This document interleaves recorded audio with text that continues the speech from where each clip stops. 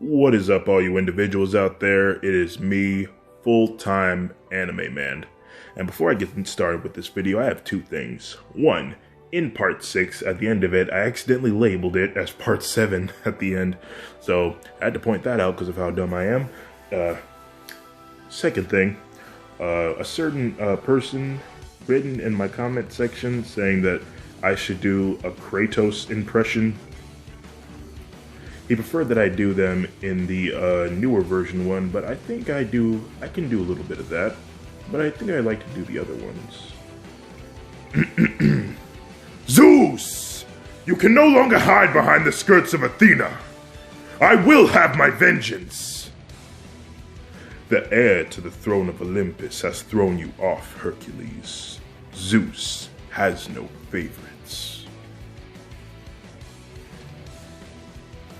And now for the new one. Boy, what does this say? Atreus! Take cover, quick! He didn't say that, but like he should. What are you doing? Now his guard is up! Only fire! Only fire when I tell you to fire. Do not be sorry. Be better. Now, go find it. Find it. And that's all there is for right now. Oh yeah, and one more thing. I know I only said 2, but this is actually going to be a thing I decided just now. For the heroes' names, I want you all to go to the comment section and decide a hero name for Izuku. I'll be sure to pick one sometime later when the time comes around. So, with that out of the way, this is What If Deku Was a Firewolf, Part 7. Okay, I know that I said that was the last thing, but I have one more thing to say. For the person that keeps on putting links to dirty browsers, could you please stop doing that? I really would like my comment section to stay clean, because this is a family-friendly channel. Thank you. Here we go. The next day comes. Izuku is going to the arcade to hang out with Uraraka. Oh, hey, Izuku, what's up? Just here to hang out. Let's go inside. Yeah, let's go. They head inside the arcade. In this arcade, there are games in every single corner.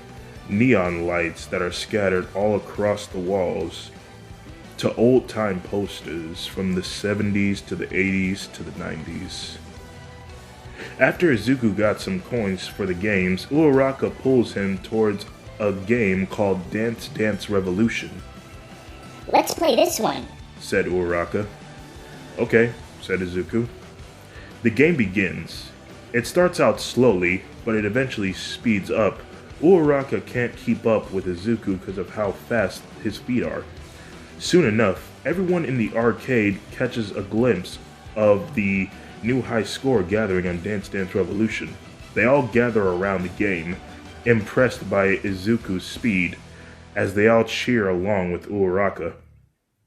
The game ends, and Izuku walks down off the game, and people are clapping for his victory. The people gather around him, but Izuku grabs Uraraka to make sure that they don't get separated. After a few seconds, the crowd leaves Izuku. The two continue their date. They play racing games against each other, and strength testing games, to pinball games, to games that are just so flashy. A few hours later, they go to a McDonald's and grab some food. As they eat, Uraraka tells Izuku what she plans to do after she makes money for her parents, and Izuku tells Uraraka about his adventures in the woods, even mentioning the elk incident. A face of sorrow rushes over Uraraka's face, and she says, "Oh, my goodness. I'm so sorry that you went through that." Izuku says, "But it's okay. That day just made me stronger. Do I wish I was able to change it? Definitely. But I learned something from that day. Guns suck." Uraraka gets a laughing smile on her face. The sun is nearly setting. Uraraka says, "It's about to get dark. I better get home." "Okay. Can I walk you home?" Uraraka's face turns slightly red and she says, "Yeah, okay, this way." Uraraka starts to run, but Izuku follows. A few minutes later, Uraraka speaks. My house is just a couple blocks away. "Okay," said Izuku.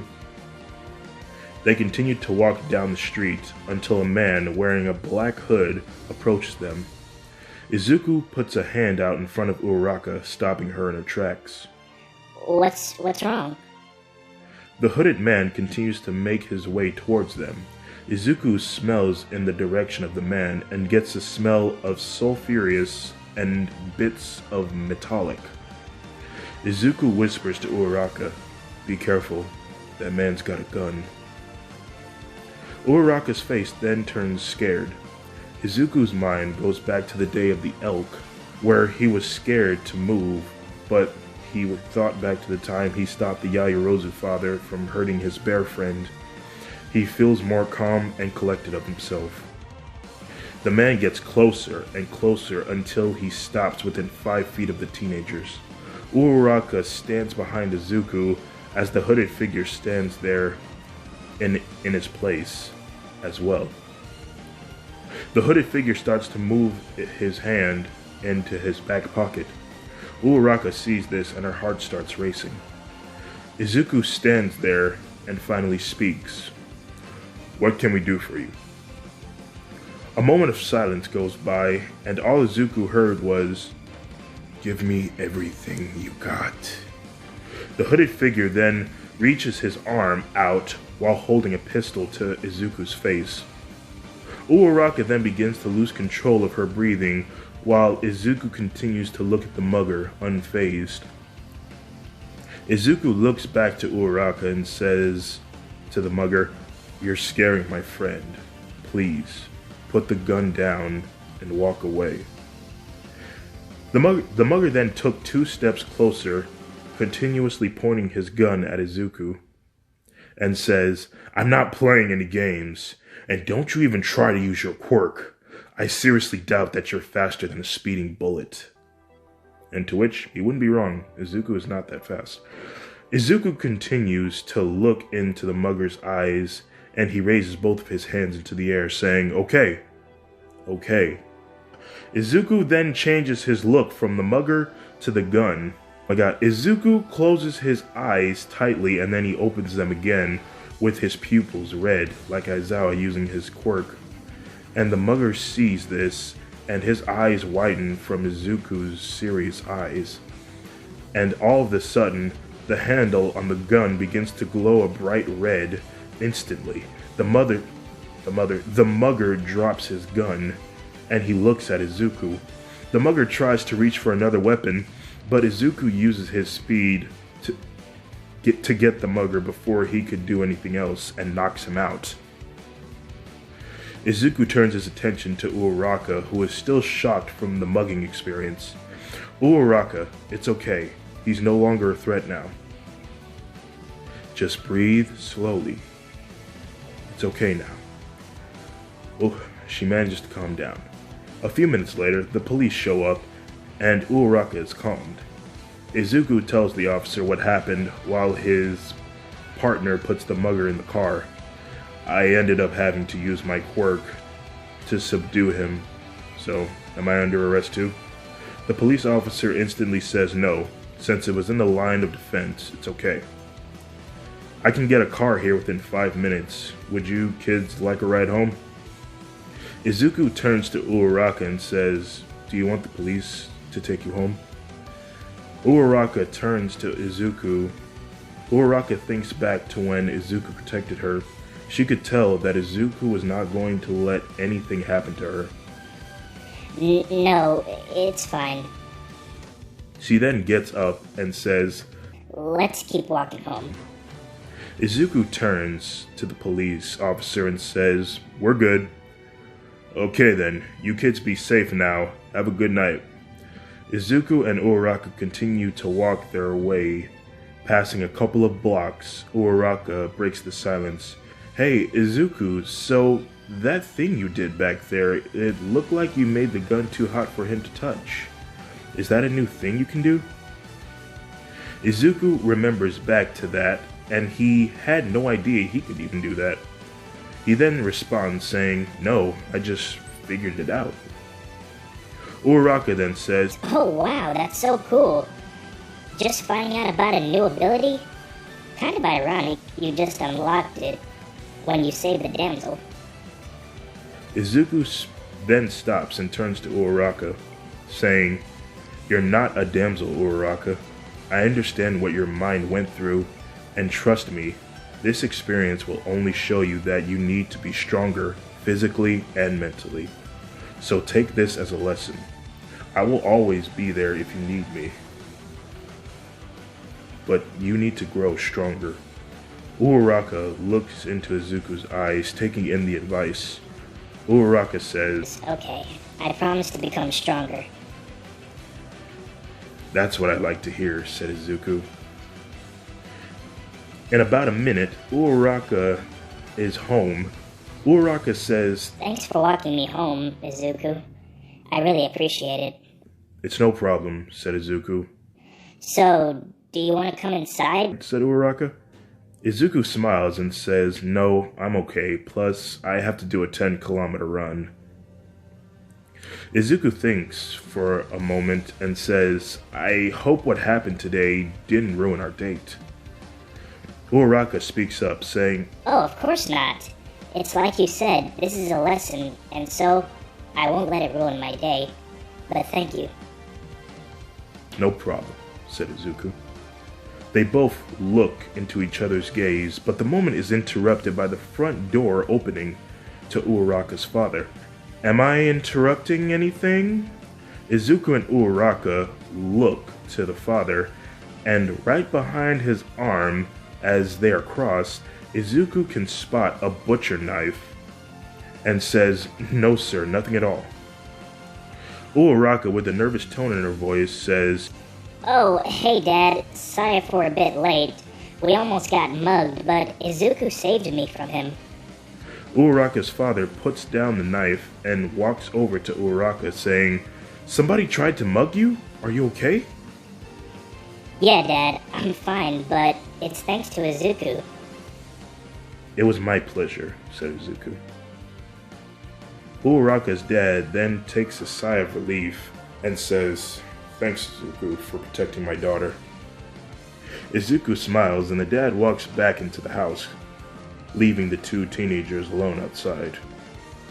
Izuku and Uraraka laugh from this crazy day. Izuku speaks, "So, I'll see you at school tomorrow?" Yeah, says Uraraka. I'll see you then. Izuku waves in goodbye for now. See ya. Uraraka says. Uraraka then goes inside her house and closes the door. Izuku smiles, feeling like he inspired a good classmate. Before he knew it, Uraraka opens the door. Izuku! Izuku turns around to Uraraka, speed walking towards him. "Yeah, what's up, Uraraka?" She approached Izuku, she cuffed her hands around his face, and she kisses him on his lips. Uraraka's face then turns red. She turns around and says, Goodbye, and runs back into her house. Izuku just stands there, bewildered from the kiss Uraraka gave him. "I think I'll do a 40-kilometer run tonight." Izuku then begins his long run. A few hours later, Izuku makes it home. It's still dark, and Izuku feels sleepy and heads to his room. As soon as he hits the bed, he thinks to himself, "Are me and Uraraka in a relationship? And what about Yaoyorozu? I'll think about it tomorrow." Izuku then falls asleep, and in his mind, he is in a sort of place with what appears to be TVs with something playing on them flying right past him. He looks at one and then he sees himself as a child and the time he was in the woods. Oh, these are my memories. But what am I doing here? Izuku looks forward, sees his wolf in a sitting position, looking at the memories. Izuku approaches. Hey, wolf, what are we doing here? I wanted to see what happened when that mugger dropped his gun. The memory of that moment plays, and the wolf sees that the gun did indeed heat up. The wolf speaks. Wow, Izuku, I didn't even know we can do that. Izuku stands there and says, well, neither did I. It was really crazy. Izuku then turns around and sees a memory that he couldn't help but want to walk up to and says, oh man, I remember that day. Izuku then reaches out and touches the memory, playing it. 9 years ago, when Izuku was 5, he was in the middle of a training session. Endeavor is performing what is called core training. Allow me to explain. Core training is simply performs specific exercises to strengthen the muscles of your core. In general, your core is all of your muscles in your midsection. This includes muscles in the front, side, and back of your midsection, as well as many muscles that you can't see. Core training is best performed when a person is hit with excessive force repeatedly in the stomach. And that was their training session that day. Izuku, Bakugo, and Shoto were all hit excessively until they couldn't hold their lunch anymore, and were on their hands and knees from the pain.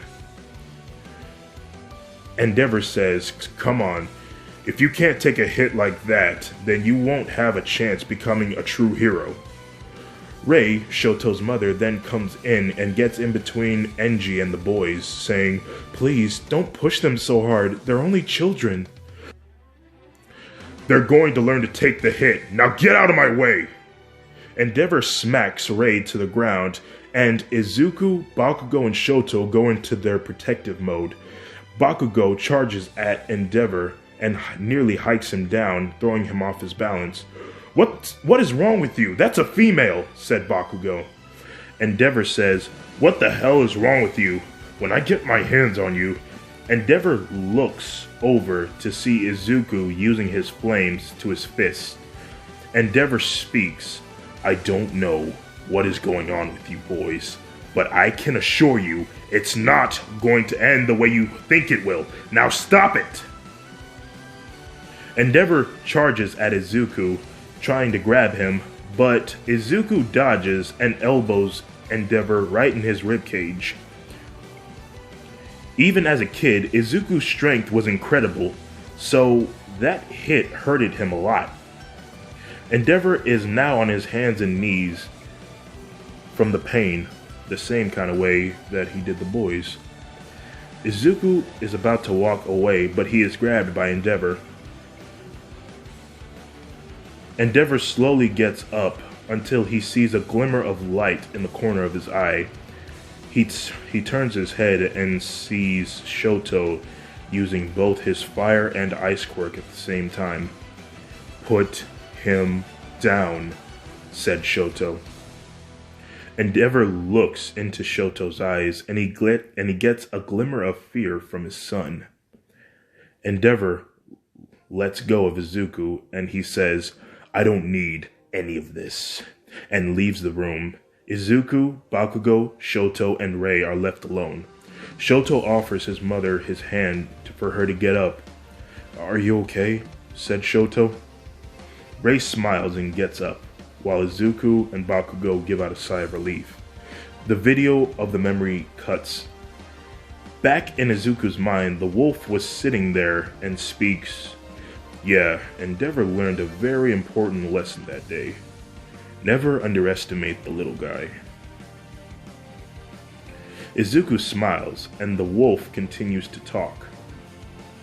You know what, Izuku? There's something I want you to know. I was afraid of telling you about this technique, but since you've been through so much, I feel like you deserve to know this. It'll definitely benefit you and your friends. The wolf continues to walk off. Izuku is about to follow, but he spots another memory that he feels like he has to see. He was a bit hesitant at first, but Izuku taps the memory as if he was playing a video off of a tablet, and it plays. It's morning. The sun was glimmering its lights over the mountains. Izuku, Bakugo, and Shoto spent the night at Endeavor's home to be early in the morning for training. This day was a couple days after the fight with Endeavor. To Izuku, Shoto's house was pretty big, and he felt like he could get lost in there. Izuku wakes Shoto up and asks him if he could escort him to the bathroom. Shoto gets up, and he obliges. A few minutes later, Izuku is done, and he makes his way back to Shoto's room to sleep some more, until they both come across the kitchen, with Rei inside, talking on the phone. "I can't stand this anymore. I feel like I'm going crazy. Every day, Shoto's left side looks more and more like his father's." Shoto and Izuku walk into the kitchen. They both can't believe what they just heard her say about her son. Shoto speaks up. "Mom, is everything okay?" When Shoto spoke, Izuku felt a sort of fear emanating from Rei, and while she stood there, the tea kettle started to whistle. She turns around, and Izuku sees a look of mind that is lost from Rei. Sorry if that didn't make sense. And as the hot water gets closer to Izuku, Izuku's unstable fire quirk activates, and fire appears on his back so fast and so high that the boiling water turned to steam before it could even touch him. Rei then puts both of her hands to her mouth, out of shock for what she nearly did. Izuku's flame cooled down after a couple seconds of breathing. Izuku looks back to Rei, who is still shocked about what she just tried to do to Izuku. She tries to speak. I'm sorry," but before she could even say another word, Izuku runs away while Shoto stays there, bewildered from this unfortunate situation. A few minutes later, Shoto finds Izuku and comforts him. Izuku looks up to Shoto, rubbing his back. The video ends. Man, that was a crazy day. The wolf approaches Izuku and says, "How is it that you have heroic instincts as a child? That's incredible." Izuku just stands there smiling and says, "Well, I guess it's in my DNA." The wolf then looks to Izuku and says, "Come on, I want to share something with you." Izuku follows. We fade to black. The next day comes. Izuku, Bakugo, and Shoto are lifting weights. Izuku speaks up to the guys and saying, "Hey guys." Bakugo and Shoto look at Izuku wondering what he wants. Izuku looks to both of them and says, "You guys want to be wolves too?" And that is the end of chapter 7. Now, it took me a minute to decide if Bakugo and Shoto if it was a good idea for them to be wolves or not. But you know, I'll let that be up to you guys. If you think that Shoto and Bakugo should be wolves, just like what Izuku can do, then leave a comment down below. And if you made it to the end of this video, consider yourselves #blessed. And I hope everyone has a nice day. Goodbye.